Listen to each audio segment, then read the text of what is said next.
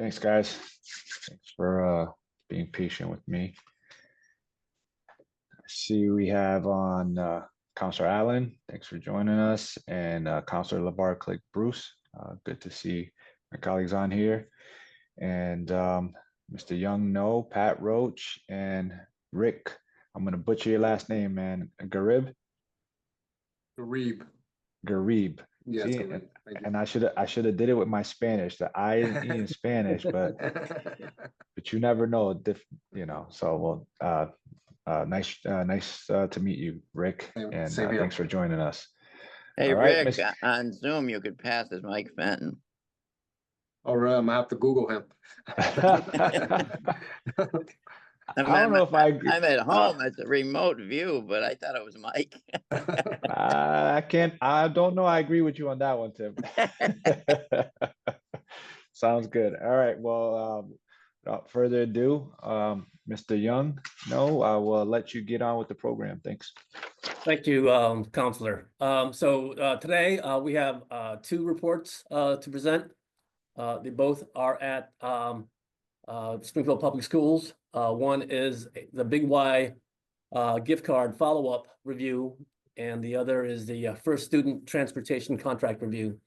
So with that, I'll share my screen to start off with the Big Y follow-up review. So hopefully you guys see the PDF here, the follow-up review report for Big Y. Yes, we do. Okay, so as I mentioned, part of our process at the Office of Internal Audit is we do follow-up reviews on audits that we had previously performed.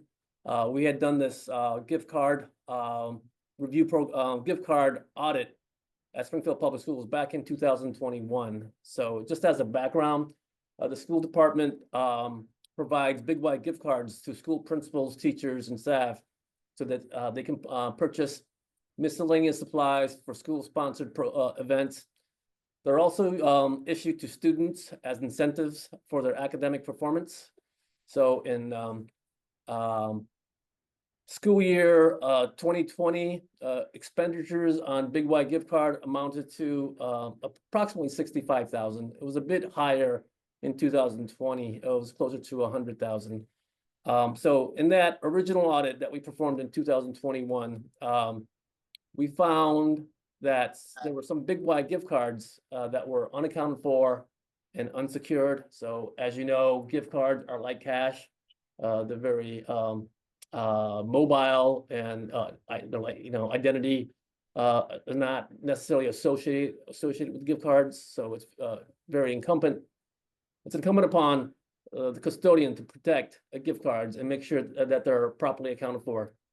So when we did this follow-up review, we wanted to ensure that gift cards were properly reconciled and secured and accounted for. So I'm happy to say that all those recommendations that we made during the initial audit were addressed and implemented.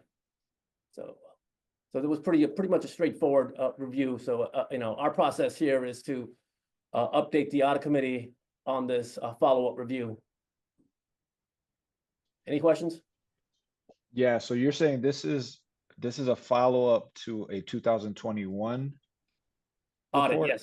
Yes. Audit that there was $65,000 in purchase of Big Y cards, and that we had found that there were, I guess now they were missing or something. Well, not the entire $65,000 were missing. It was a much smaller amount. It was more like a couple of $1,000s. But the fact that they were missing, it wasn't prevalent at every school. It was associated with some schools where there was turnover in teachers that held on to these gift cards. So things may have gotten lost in the transition. But they've tightened this process up. So what? So $65,000 in purchases. What are the gift card amounts? They're usually about like $100 typically, and they're usually issued to teachers so they could buy supplies for school-sponsored events, maybe an open house, to buy refreshments for parents, and food. Got it. You said so for events, schools, rewarding, I would imagine rewarding students and stuff like Right, that. but I think that process has stopped. So they stopped using gift cards as incentives Okay, currently. I think they stopped that a year ago. got it. And so all the recommendations, can you go through some of the recommendations, I guess, that, Yeah, so our first recommendation, as you see here, is making sure that the schools that have the gift card, big white gift cards, adhere to the policy. So the policy requires that the gift cards are all the receipts are maintained and provided to the business office at the school department. So the business office makes sure that they have all the receipts associated with the gift card, and the activity could be accounted for. So we noted that some schools weren't necessarily complying with turning over the receipts. But that's changed now. They require that the receipts be sent without exception. If there are violations, the business office will shut off or take back the gift cards for those schools or principals that violate the policy. So the next finding had to do with the gift cards not being reconciled. So again, you have gift card activity, and there's a balance on the gift card, right? So you want to make sure that the total value of the gift card is reconciled with the activity on that gift card. And you can call the gift card number to see what the remaining balance is. So there wasn't a process for this reconciliation being performed at the administrative office. They pushed that down to the schools, and the schools are doing that. The schools they have a reconciliation showing that what was spent, what the remaining balance is, and making sure that that all ties out to the number that you can call on the back of the gift card. So and the third comment has to do with improving the chain of custody of gift cards. So whenever someone picks up the gift card, there should be a process of how many gift cards that they're picking up. So both parties should be in agreement, so that if there's a gift card missing, then they could identify the party that was responsible for the missing gift card. So both people should sign off on a form saying that, hey, this is how many gift cards I obtained from the administrative office, and it's signed off by someone at the administrative office as well as the person picking up the gift cards. And the last comment had to do with gift cards not being locked up at the schools. A lot of the times they were placed in desks that weren't secured. But now when we did the follow-up, they were locked up in the principal's office in a safe. got it. Well, I appreciate you going over that. Glad to hear that that Pat, you and your team over there have kind of right the ship on this. I do have some other questions. Are there kind of, I know when we audit other departments, I know we've done a lot around, POS systems. Are there kind of like standard, SOPs for this gift card thing? I just thought this was interesting that we were doing gift cards. I think it's cool that we're using a local, obviously Springfield business, but I thought it was interesting that, one, I'm like, what funds are used to purchase these gift cards, and I guess, are there some SOPs on this? We as have part of this? SOPs for our processes. The majority of the gift cards are for special education classes, Okay, and it gives the teacher the abilities to go get supplies that aren't something you'd normally just be able to order, and you'd be ordering for everybody. So it allows them, a lot of our low incidence programs with really heavy special needs kids, they can go and just get the supplies at Big Y and bring them back on an as needed basis. Most of the gift cards are like $100. So we used to have Big Y cards that were more like credit cards, and Big Y stopped doing that. So we use the gift cards now. That's the recommended method for doing it. So I would say that the school department has robust policies as it relates to gift cards, which we've passed on to other departments like the Springfield Police Department. They also have gift cards that they use associated with their gun trade-in programs. When people trade in their turn in their guns, they get gift cards. So they've used the school department's model in terms of how to develop their policy. And then I guess I thought I heard it. So the policy is the school department buys them, they give them out to the different schools, and then the principals are the shipper, or is it whoever the principal like? Primarily, the use? principals are the custodians of the gift cards. Okay.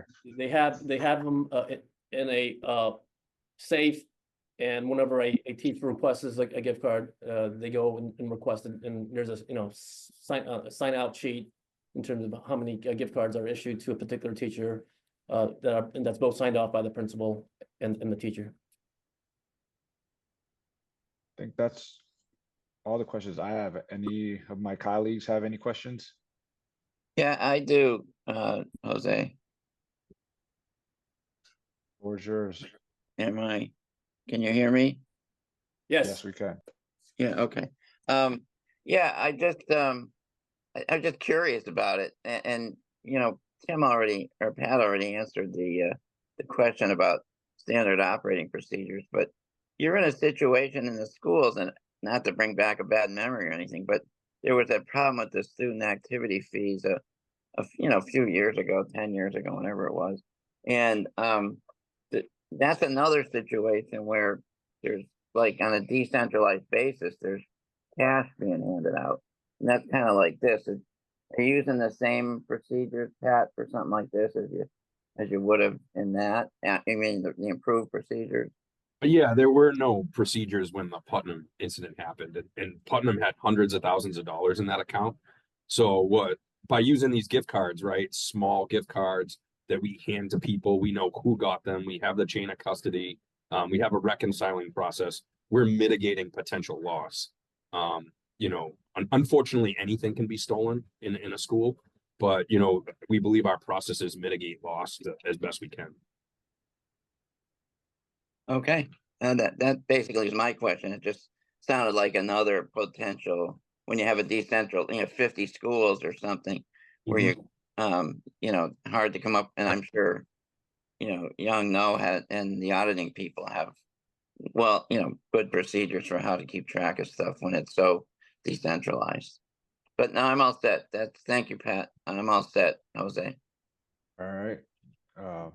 Wasn't sure if Counselor Click Bruce had anything. Don't want to put you on the spot if you don't. No, I'm good. Thank you for asking. Appreciate it. Okay, Perfect. so with that, I'll move on to the next report, and that's the transportation review. So everyone should see the next report. It's the first student transportation services contract. So let me know if Yes. you see that screen. Okay. So first, I want to thank Pat and his staff for their cooperation and assistance with this review. As you might suspect, it was a big contract to go through with First Student. So let me give you some background on the transportation service. So I'll turn to page 3.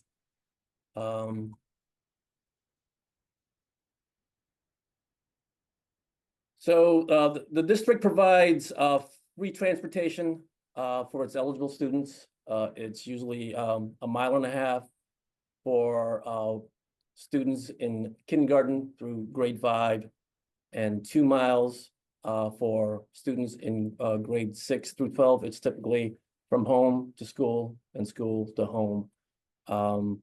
Transportation also includes trips, special education transportation, summer school, and to athletic events.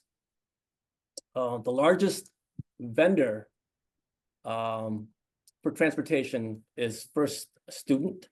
The total expenditures spent on transportation for FY 23 was approximately $35 million.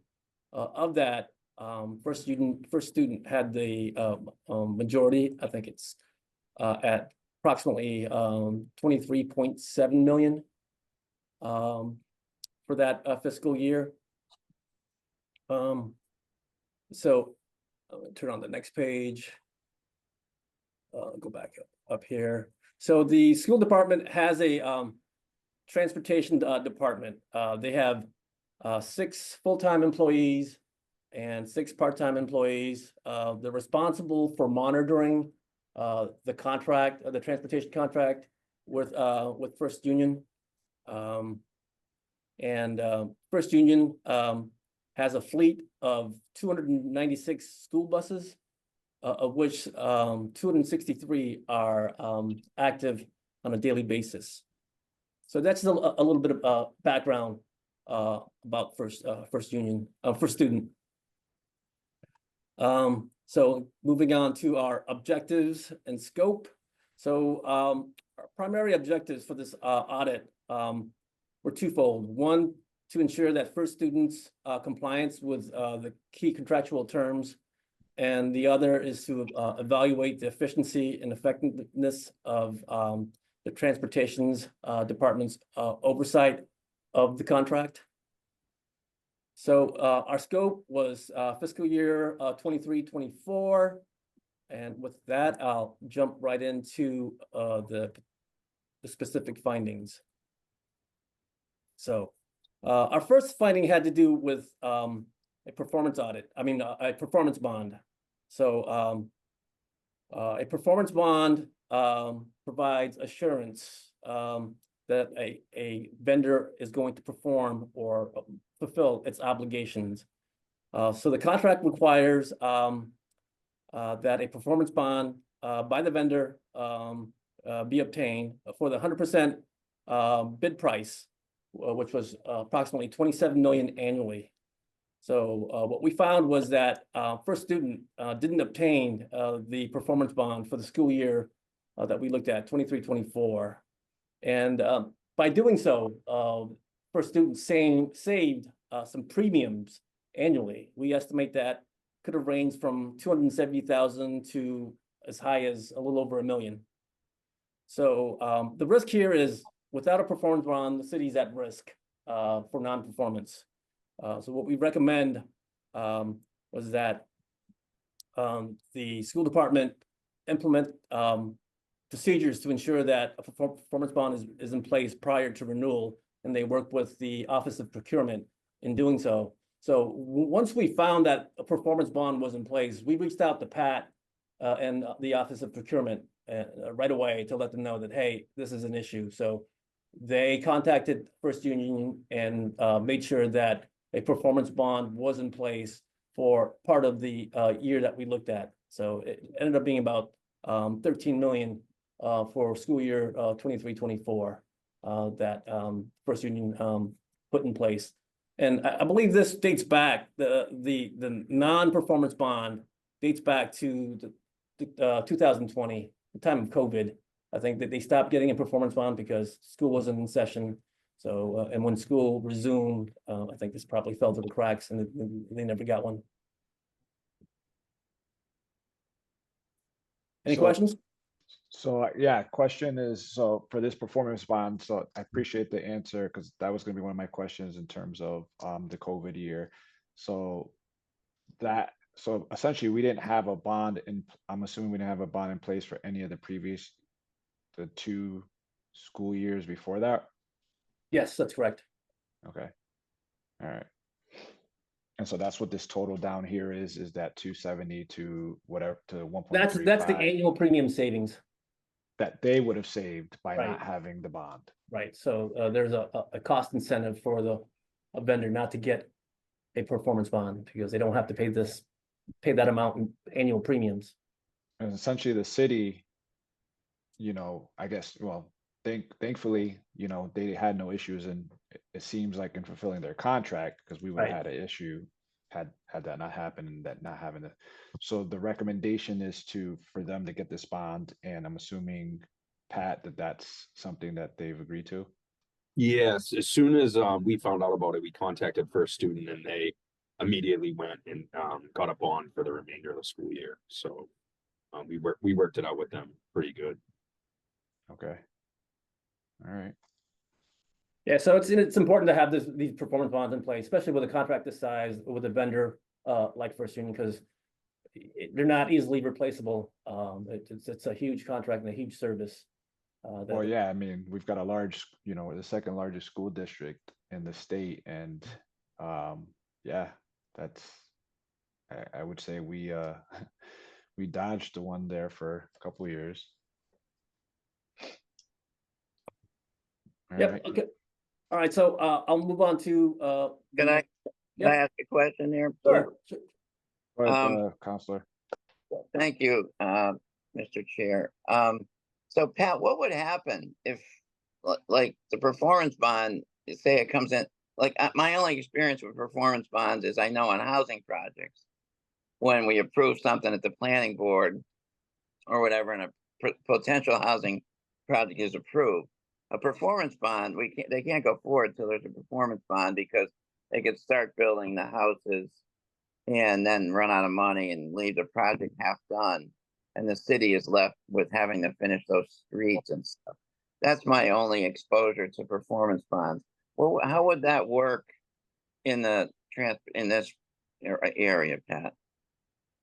If for some reason First Student just said, hey, you know what, we can't do this, we quit, and they just left, we would be able to access that performance bond to be able to come up with some level of plan B. Even though there's no like obvious answer on what that plan B would be, but we would have access to a bond with funds in order to be able to try to triage whatever we could do to get kids to school.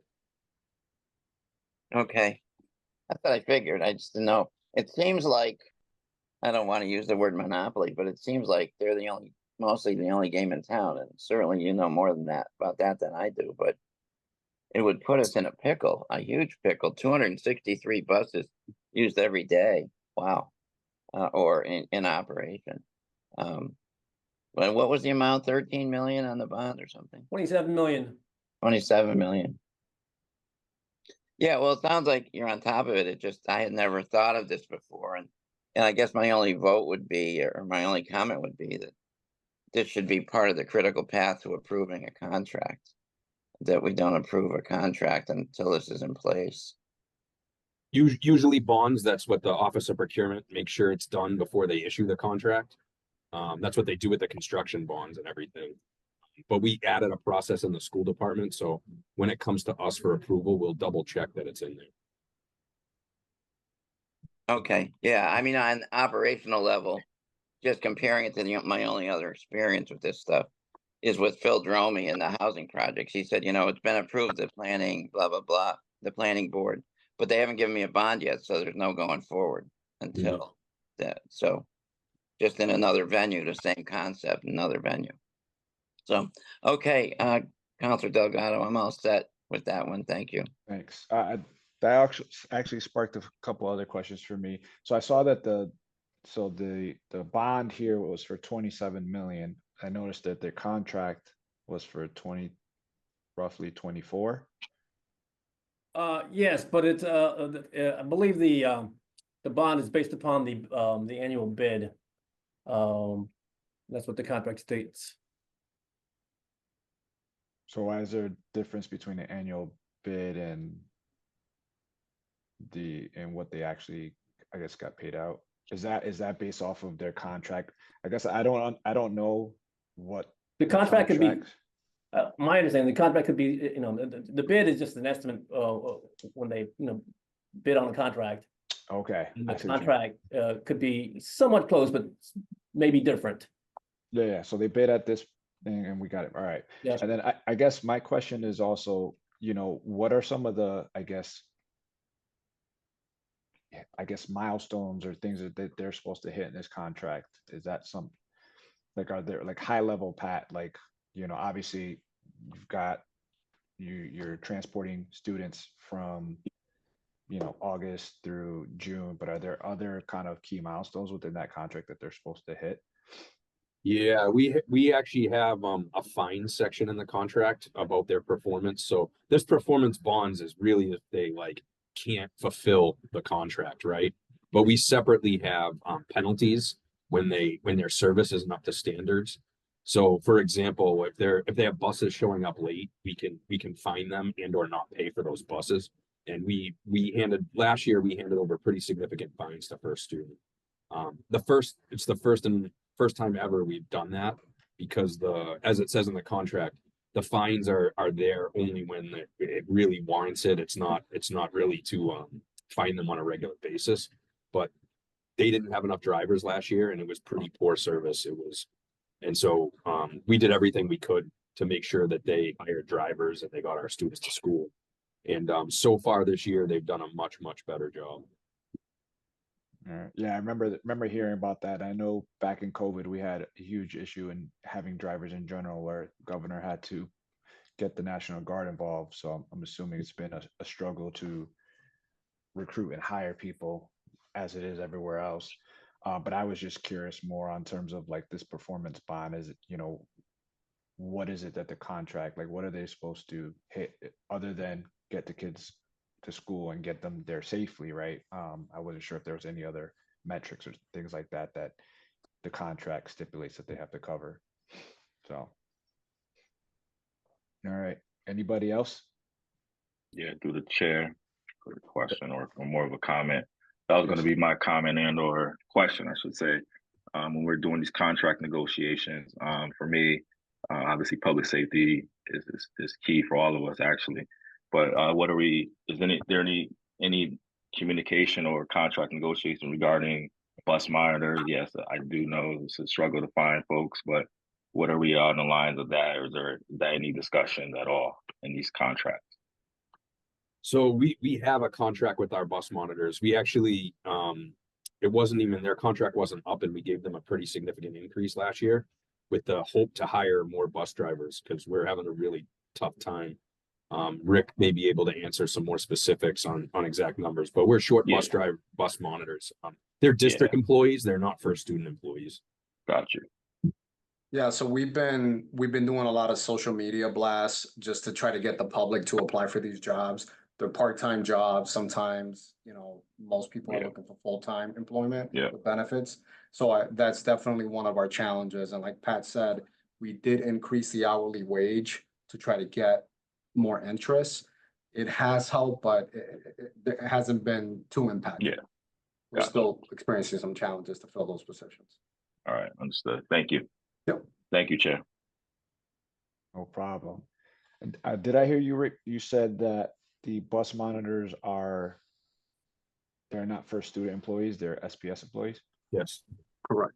But the drivers are first student employees. Correct. Got it. All right. All right, so there aren't any more questions. I'll move on to the next finding. And that has to do with first students insurance coverage for the current 23-24 school year. And we found the insurance coverage was insufficient when you compare it to what's required in the contract. So the contract requires coverage for both person and occurrence. It calls for an umbrella coverage of 20 million over auto and general liability limits, and 30 million for large route buses.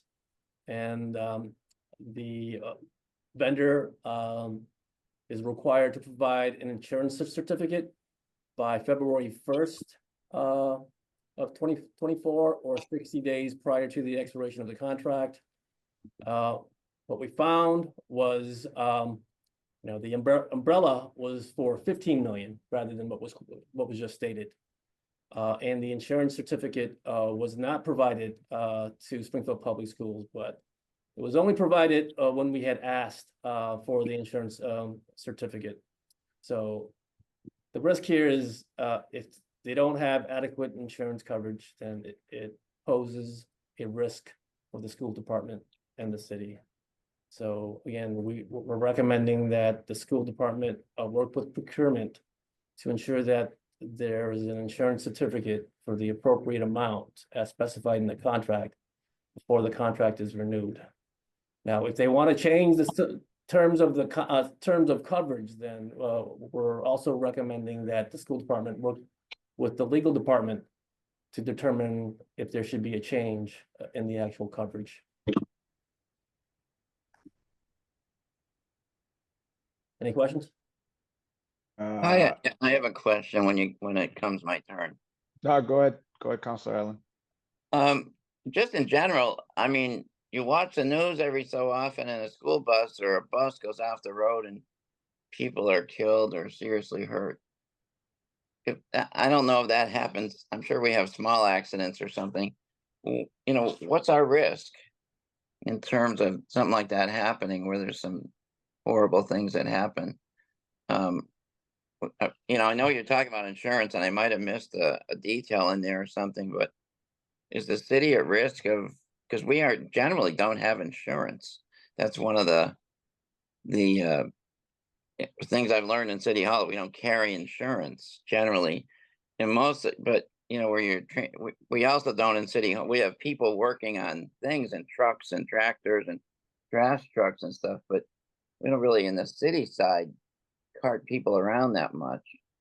But you guys do it all day long, every day. So what happens if the horrible situation happens?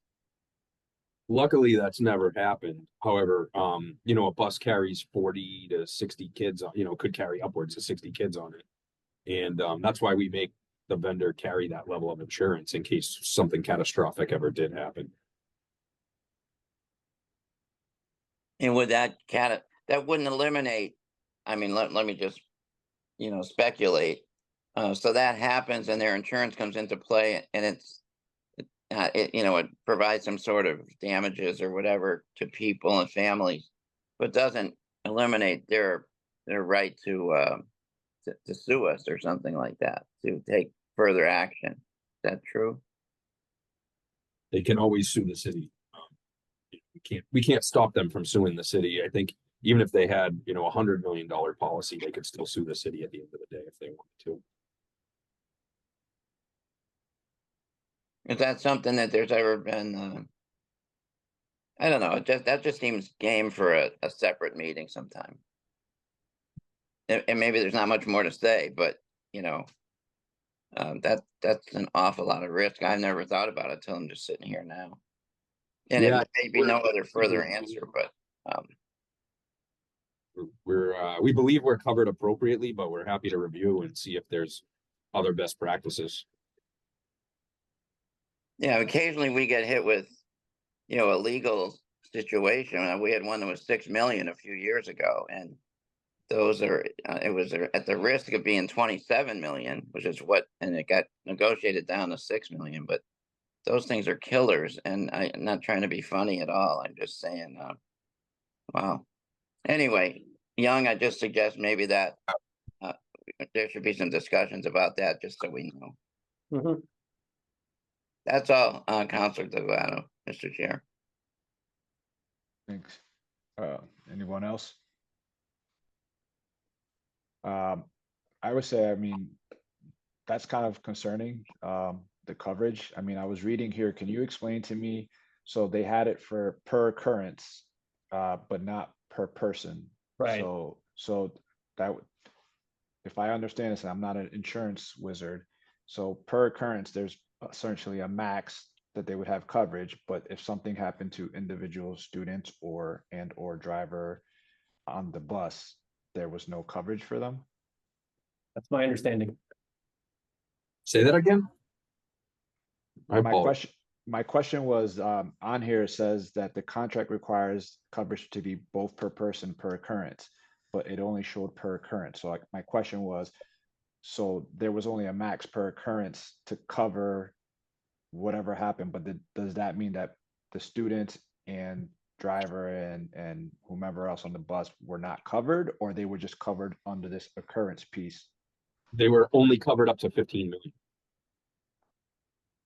Got it. Which is still significant, just not the required policy that we want in place. Okay. And so I guess the next steps on this one is you're going back to them to that. Have they already agreed to this recommendation, or is this something you still have to? talk with First Student about? No, they resolved this right away as well. This Okay, was something that, similar to the bonding, this is something that historically should have been done as part of the contract process. So, you know, in the school department, we put in a double check to catch it. If it's not done by procurement or law in the contract process, we'll catch it when it comes through for signatures. Okay. Yeah, so again, we don't know what the cost savings was due to the I guess reduced coverage by the vendor, but we do believe that, you know, there was probably some cost savings on their end by not getting the required coverage as required by the contract. Are there any fines for that, or is this just kind of, it is what it is? Well, I mean, it's they're not there's no, I don't think there's a fine for that. I think and they're clearly at the, you know, in default of the contract because they're not sticking to the contract. But there isn't a specific fine specified for not having the required insurance coverage. All right, well, as long as they rectified it, I mean, again, I'm happy that Young, you and your team caught it, and Pat, you and your team are rectifying with them, so. All right, we can move on. So next finding, 1C, has to do with First Student not providing proof of drug test for its drivers during the school year. So the contract requires that all employees of the vendor must be drug tested prior to employment and randomly thereafter. The contractor should submit proof of the drug testing to the school department for each employee prior to their driving buses. So what we found was that First Student did not provide drug tests for its employees to the school department for the year that we looked at. And we found that they did eventually provide you know, their drug testing for their drivers only when we asked for it, but they weren't doing this on their own for the year that we looked at. And when we took a look at their list of their drivers, we noticed that 2 of their drivers had a drug test 10 years ago, but it wasn't, you know, 10 years ago, they weren't drivers, they were regular employees of the vendor. So our position was that they should have had a drug test prior to them driving school buses, but they did not.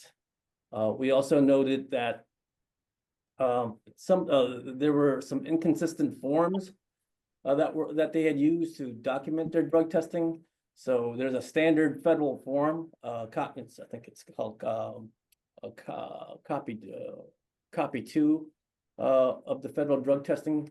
So basically documents all the parties that are involved in the drug testing, the person, you know, the person being tested, the tester, and the results of the test. So we're recommending that, you know, these you use a standard form when doing the drug test. And more importantly, the school department should ensure that they're getting these drug tests for new bus drivers, as well as the drivers that are being randomly tested every year to the school department.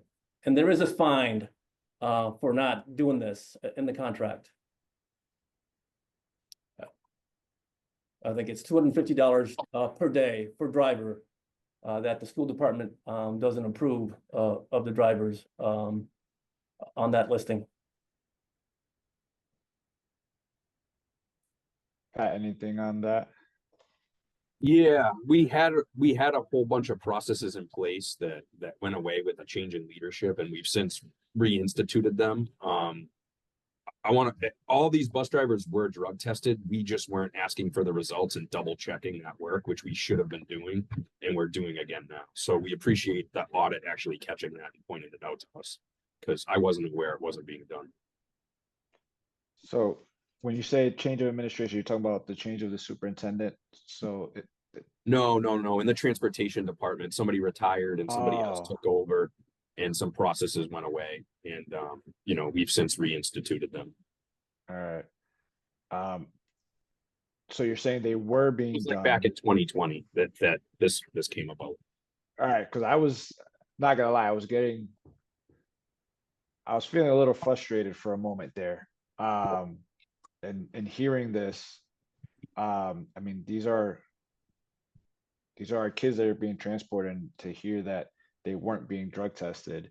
So I want to make sure that I'm clarified. So they were being drug tested. SPS just wasn't doing their part to review the results. Is that what you're telling me? Yeah, that's what I'm saying. Jan, you want to confirm that for me? Yeah. So, our understanding is that, yeah, they were being drug tested, but the issue here is the vendor is obligated to provide the results of those drug tests to the school department annually, and for those new drivers as well as those random tests. They weren't providing these drug tests to the school department as required by the contract. So that's all we're saying here. Now, Okay, all right. I thought I heard it wrong, so I'm Yep. glad you're clarifying, because I was getting a little nervous, the fact that we're having folks driving around our students that are not being checked, because that would be a huge cause of concern for me. So thank you for clarifying that. Yeah, through the chair. Also, yeah, thanks for clarifying, because I was asked the same question. And then secondly as well, and again, I'm just asking because I don't know, when do we is this the only game in town, or do we go out to RFP? Which, because it seems to me, and it may be just the normal process that we deal with these things, right? Again, I don't know. That's why I'm asking the question. It seems to me like there are a lot of question marks that I have coming from this meeting. Like they're like withholding information. They're not obtaining insurances. They're not doing this. They're not doing that. Not providing information as far as drug testing, even though it's in the contract. So I guess my question now is, are we looking to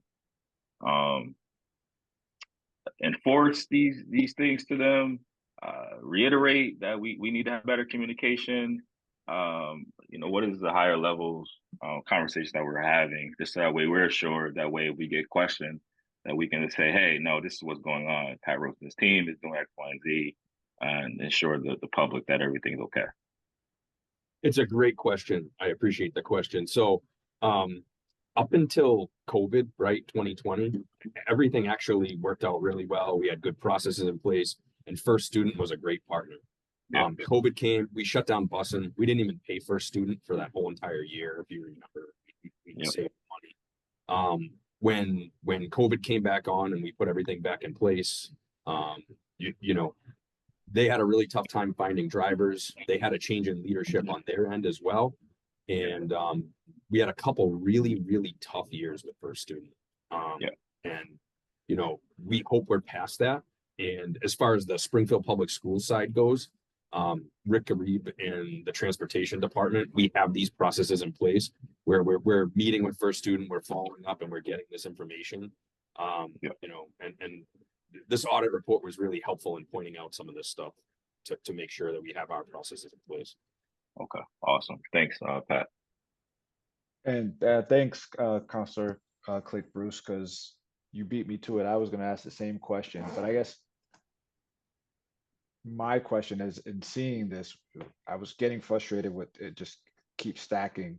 It seemed like it kept stacking. And I know that we just recently voted on a new 5-year contract for them. I will say, Pat, I was a little frustrated, but I also understand kind of situation we're in. And the fact that we came to you guys came to the city council requesting a 5-year contract versus a 3, because you typically, it's one, nobody wants to bid on a 3-year, but 2, there's potential cost savings. And we did that. And I know this has nothing to do with the audit stuff, but it has everything to do with it, because we have a new 5-year contract with this busing company that when we came back and we found out you guys again awarded them, it was a lot more than what we previously on. It seemed like there was no cost savings. So me as a counselor and as somebody who's, it was a little frustrating to see that, the 5-year didn't save us any money, or at least, so I just wanted to put that piece out there. But too, to Counselor Click Bruce's point, is like there's a number of things. So I just, you mentioned, Pat, that things are starting. It seems like they're starting to get better, but I mean, I know they're the only game in town. It seems like nobody else is really bidding on these contracts, but it's a little frustrating to hear a number of these things, and these are kind of safety things in my perspective. So, I absolutely share your frustrations. So, I share them completely. This is a problem across Massachusetts. In fact, the Massachusetts Association of School Committees and the Department of Elementary and Secondary Education and I think the Inspector General, they're studying this right now, because it's not just Springfield, it's every district where that same transportation vendor keeps being the only one bidding on it, right? And then especially with this bus driver shortage, there wasn't too many companies coming in and bidding. We hired a consultant. We've done it in the past as well to help us just with best practices on like how to get competition, open up the bid, and do everything we possibly can. And the reason for the 5 years is because it costs a lot of money and a lot of logistics for a company. So say it's not for a student and it's some other company to come in. It costs them a lot of money to find land, to set up the infrastructure, to hire employees, to do all of that. So for them to amortize that over 3 years, they wouldn't be able to be a low bidder. They would need to be able to amortize it over 5 years. When there was no competition this time, we were very, very disappointed. Even if first student won, we wanted there to be competition at the end of the day and other people to come in. We continue to ask what we could do to bring in more competition.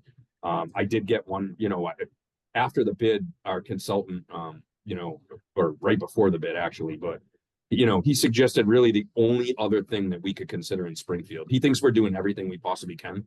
The only other thing he thinks we could do in Springfield is we would need to buy the land to have so right now, First Student has 2 bus yards. They have a bus yard for their big buses and a bus yard for their mini buses. So he suggested that we consider either taking that land by eminent domain or finding land similar, so that because that's a huge barrier to a company coming in, right? Is finding land to do the bus yards.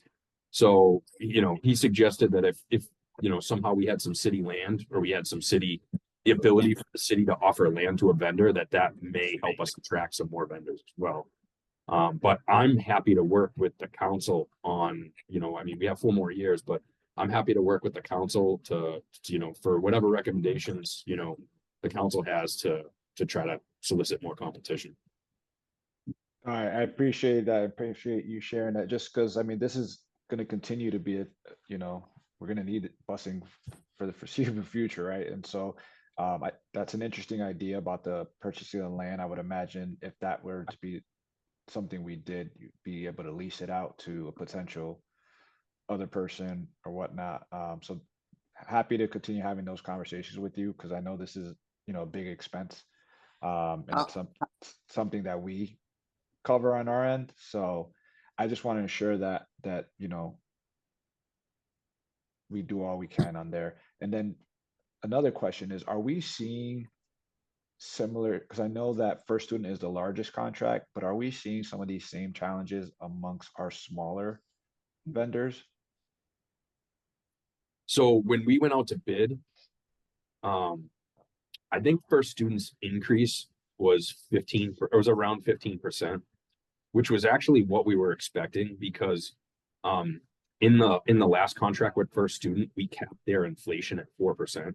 So if you think of those years, we had 1 year was 9%, 1 year was 12%. They only got 4% increases to their rates. So getting them to 15% barely caught them up to where they should have been if they got like normal increases. So I wasn't surprised there. Vanpool, that did our vans, came in at 40% increase. I actually rejected their bid and started seeing what kind of plan B we could put in place. And Vanpool actually sharpened their pencils and came back to the table and came in which rates much closer to that 15%. Unfortunately, all of these companies to get drivers had to raise wages.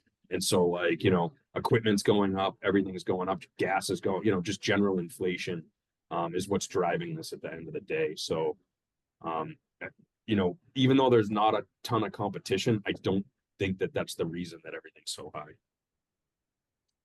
Okay. Thank you. Counselor, Yes.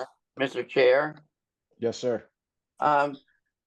just making, I'm moving from my house to my car, so I just want, in case this doesn't work that great, but I have to pick up somebody, grandkid. But I think this all adds up to a separate meeting. The performance bond thing, the drug testing, this contract, the lack of, competition, et cetera. I think adds up to a separate meeting that we should have, maybe with the finance, with Kathy Bono there, and, other people. I definitely can see that. I definitely would support that. I leave it up to Pat and his team to see if that's something that's doable on their calendars. I think for me, it's more of a, since I'm newer, it's more of an education and understanding, especially since we got these guys for another 4 years. I want to understand that, and to your point, Pat, and working together on the competition thing. But for me, it's also understanding how are we doing in terms of locally, other local smaller companies, how are we supporting them, right? So I think I do have a lot of questions that would take away from the audit. So definitely think we should pencil something like that in the future. Happy to have that conversation with you, Jose. All right. Thanks, And, Pat. and if I could just say one more thing, one other thing we haven't talked about, we talked about it around it a little bit, is this is the part of the budget that comes back to the city, school transportation. And, it keeps going up, and every year we just say, oh, it keeps going up, and nobody, and we don't do anything about it. Not that there's much we can do, but I think that would be a fourth item in this meeting. Yeah, no, for sure. I mean, that's why I alluded earlier. I'm like, it's a big expense on our side. So, but for sure. All right, I want to keep moving because I know that Mr. No has more stuff on here. I'm Okay. assuming he does. So, finding 1D, first student didn't provide proof of driver EpiPen training. So, the contract requires that each driver be trained in administering EpiPens. And they must provide the school department with proof that their drivers have been tested in EpiPen annually. Mass General Laws requires EpiPen training for newly hired drivers. So what we asked for this listing of EpiPen training for the drivers. They didn't provide us any support that such training was provided to their drivers. So this is problematic. When we asked for it, they didn't provide it. So we have no proof that they complied with not only Mass General Laws, but with the contract. And there is a fine. The school department has a right to fine $250 per day for a driver who has not been approved by the school department. So as you know, this is a safety risk. If a student on a bus goes into shock, and they're supposed to have an EpiPen, they're supposed to know, the drivers are supposed to know how to use it. So that there's the risk there. So again, our recommendation is that the school department develop a process to ensure that all the drivers at first student are properly trained in administering EpiPens. Yeah, I think that's self-explanatory there. I don't have any questions other than, yeah, I think it's another huge concern. All right, Anyone else on that? Yeah, if I could just add one thing. So I've been meeting with this vendor since we received this audit report. And, kind of open up the lines of communication with the vendor and put established frequencies on all of these reports, because all of these are reports that they're supposed to be providing us. And I just kind of established certain frequencies for each reports that should automatically come to us. So we've received all of these reports from them once these meetings starting occurring. And moving forward, we have frequencies for all the reports, whether they're daily, weekly, monthly, quarterly, and annually, that they're providing to my office. So just want to, for the record, just kind of want to state that, we have been We checks and balances have been implemented, and we have kind of like an action plan moving forward to receive these reports on a consistent basis and talking with the vendor more closely. Okay.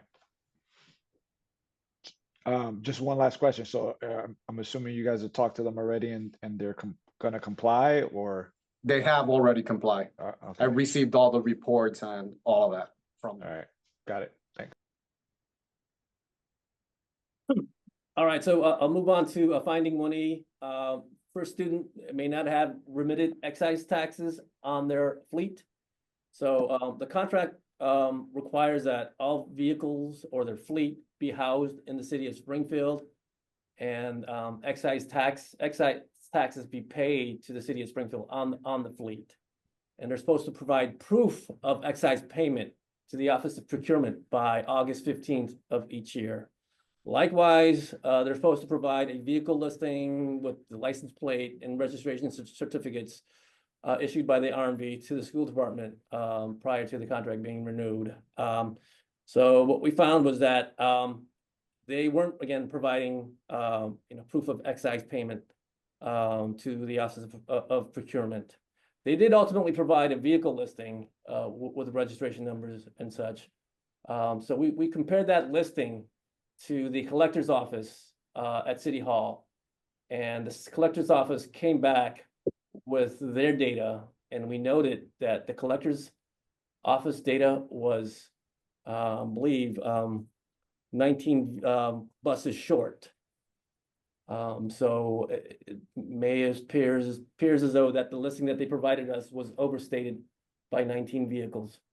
We reached out to First Student to see if they could explain away this discrepancy. Unfortunately, they did not respond to our inquiry. Again, our recommendation here is just making sure the school department work with procurement to ensure that the excise taxes are paid on fleet, as well as having that vehicle listing provided to them annually with registration certificates. Is there you said there was 19 buses short. Is there also like a revenue shortage on that? A revenue shortage. So when you say excise taxes, Right. they're supposed to be paying excise taxes on it. So Right. So it could be so my understanding is that they didn't pay excise. That listing that they provided us was overstated by 19. oh, you saying overstated? Yep. Okay. It was overstated by 19 vehicles. Okay. All right. Any other questions from anybody else? All right. All right, so finding 1F has to do with the age of their fleet as well as mileage requirements. So the contract requires that buses used cannot be older than 10 years, and the average age of the buses in use cannot exceed 6.5 years. For vans, they can't be older than 8 years. Mileage on route buses can't exceed 150,000 miles, and mileage on spare buses can't exceed 175,000 miles. For vans, the mileage can't exceed 120,000 miles. Every year, they're supposed to provide the school department a listing of their fleet along with the age and the mileage, and a stipulation that First Student complies with the mileage and age requirement. So what we found was that they weren't providing this listing to the school department. We found that approximately 35 vans were over 8 years old and over the age requirement. We found one bus that was over 10 years old, and the average age of the fleet was about 6.8 years, which was more than the 6.5 specified in the contract. So what we're recommending is, again, the vendor provide the school department with a detailed listing with the fleet, mileage, and age. And that listing be reviewed by the superintendent or get sign off by the superintendent. So the superintendent can reject any vehicles in this fleet in the contract, and the vendor would be required to replace that particular vehicle. Got it. Any questions from anybody else? And none. All right, continue. All right, so again, this 1G has to do with they gave us a listing of their fleet, which I had indicated is approximately 19 vehicles overstated. So what this does is has an impact on the number of spare vehicles that they're required to have, right? So they're required to have at least 10% of the total fleet as spares. So if their fleet is overstated by 19, then they're not meeting this 10% requirement, because it's actually 19 vehicles short. So this 10% rule, would be in violation of that spare. Again, we reached out to them to find out, what this discrepancy related to, but I guess it's just they failed to respond to our request on finding this discrepancy.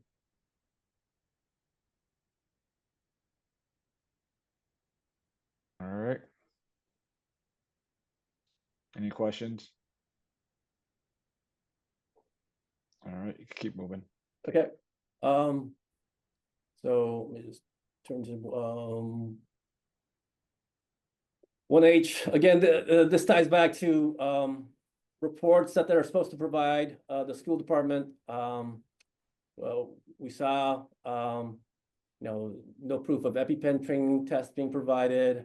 And what I want to point out is that they're supposed to provide a weekly complaint tracking system reports detailing inquiries, bus number, driver, student status, and other resolutions. So they're supposed to provide this tracking report weekly to the school department, and they weren't. So the contract has a penalty provision specified that they can assess for a student $500 per week for failure to provide this report. We also noted that they weren't providing a detailed listing of their drivers, including their Tory status. So they did provide a listing to us of their drivers that they use, but their Tory status was omitted. So again, pretty critical that they provide all this information to the school department regularly. And we're recommend making that recommendation that the school department implement procedures to obtain the required reports from the vendor.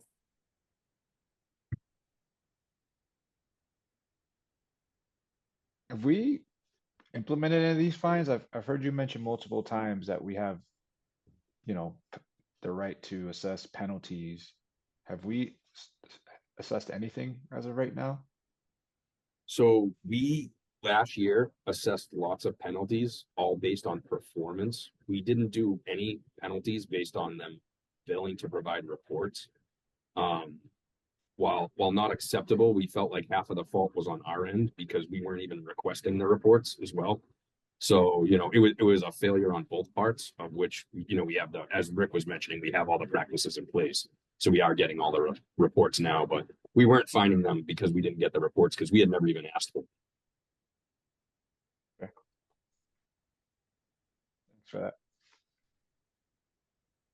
So and just to chime in there, I mean, it's we think getting these reports is a critical piece in the monitoring of the contract. So we believe the school department needs all these reports to assess how they're how the vendor is complying with the contractual terms, making sure that you need these reports as information to see how they're doing. And I completely agree with that. If that wasn't clear, I completely agree that we need all those reports. So Thanks. All right. All right, so I'll move on. If there are any other questions, I'll move on to the finding number 2. This is another safety related matter, first student has inconsistent bus roof numbering practices. The requirement in the contract states that the bus numbers has to be affixed to the bumper as well as on the roof. Just for security purposes, bus numbers shall coincide with the assigned route number. For example, bus B24 will represent route number 24. Also, Mass General Laws specifies the direction of the bus identification. So on the roof, numbering on the bus is supposed to go from left to right. And it has to be at least 24 inches in length. So what we found was that the bus numbers did not correspond to the bus routes. There were buses with missing roof numbers. Bus numbers were inconsistent in terms of direction. Some went left to right, others went right to left. There were illegible numbers on the roofs. Some numbers were wearing off. There were duplicate numbers on some of the buses. And some bus numbers were inconsistent in terms of digits. So you had some buses with 2 digits, others with 3. So I just want to show you an exhibit just to point out what I'm saying. So we borrowed a drone from community development to take pictures of the buses of numbering practices. So you can see here, you had some buses with some missing numbers. Then you had some inconsistent digits. You see 37 here, 2 digits. And you had others with 3 digits. And you had some inconsistent numbering practices. It looks like here it goes from left to right. Here it goes from, right to left. Here, left to right. And this one seems in a different direction than 375.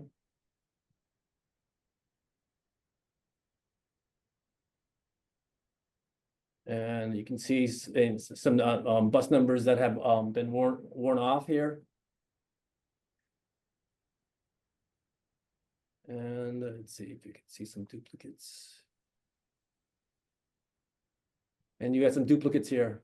Buses 1, 2 ones here. So let me go back. Our recommendation is just working with the vendor to get them into compliance with regulations in terms of the numbering practices on the buses. So this what this does is mitigates the risk in case there is any issues with an accident, so they can identify correctly the buses that were involved.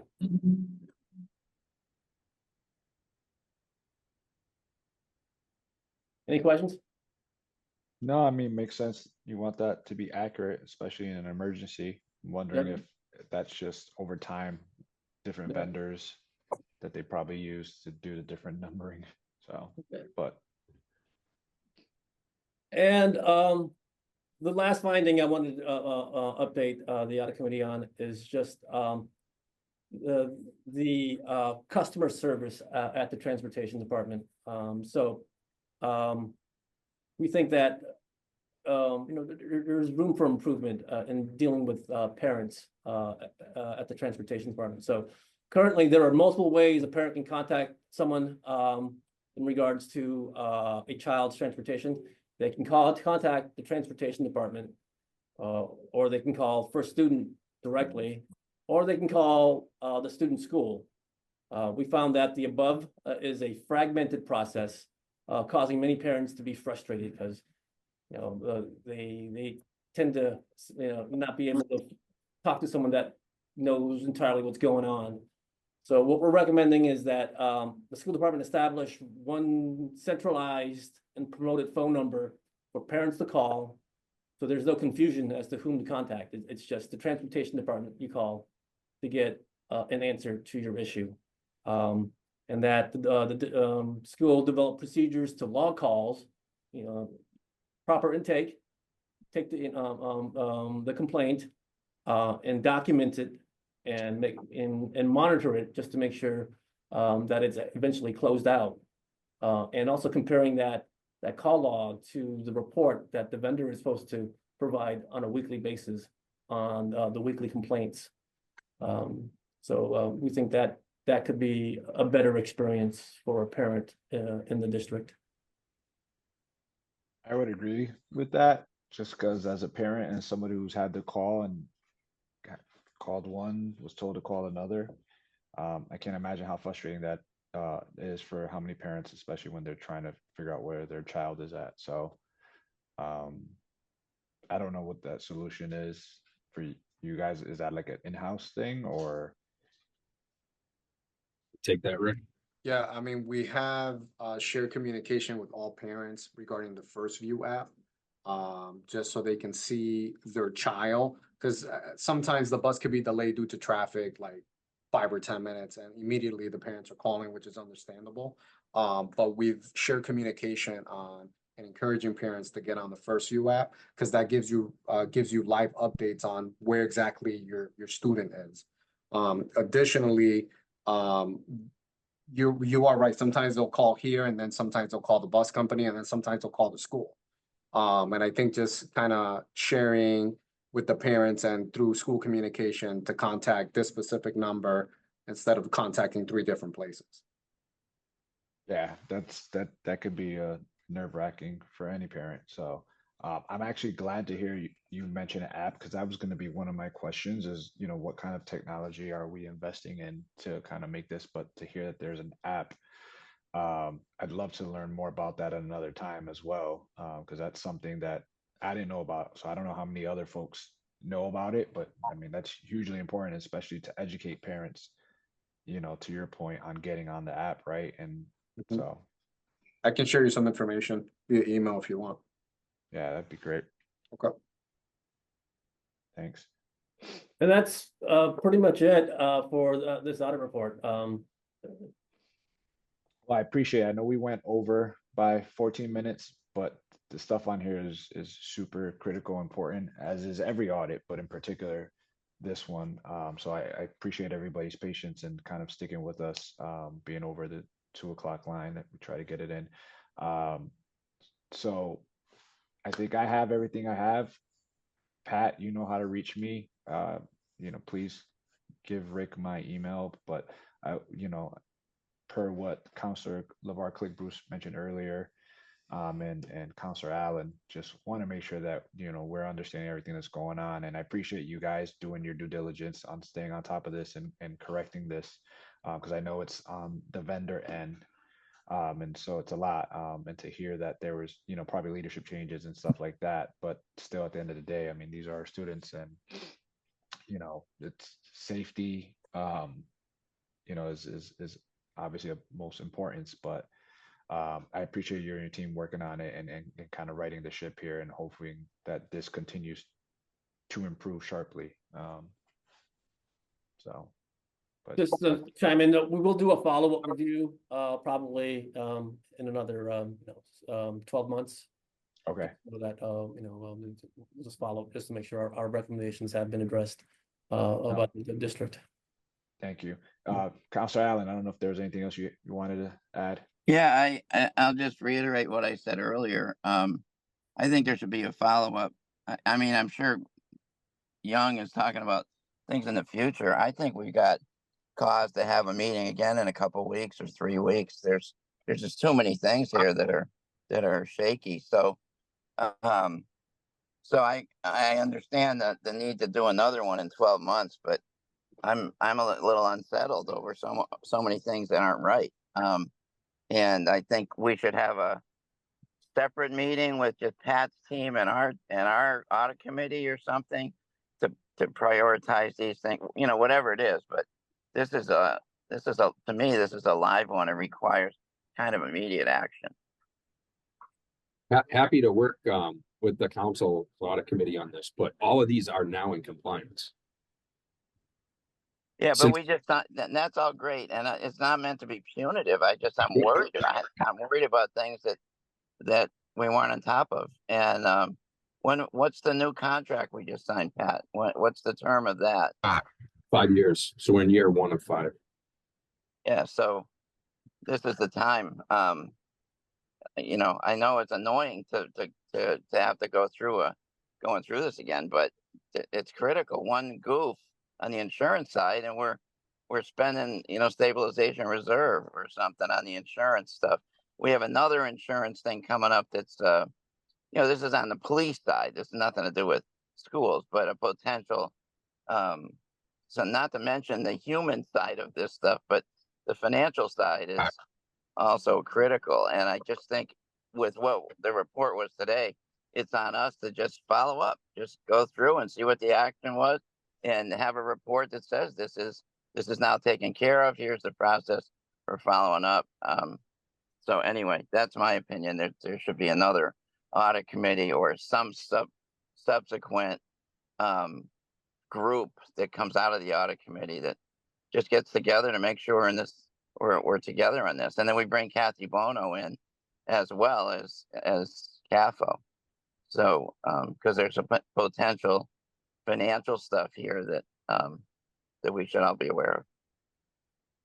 I'm happy to work on it. I'm not trying to say it. I just Yeah.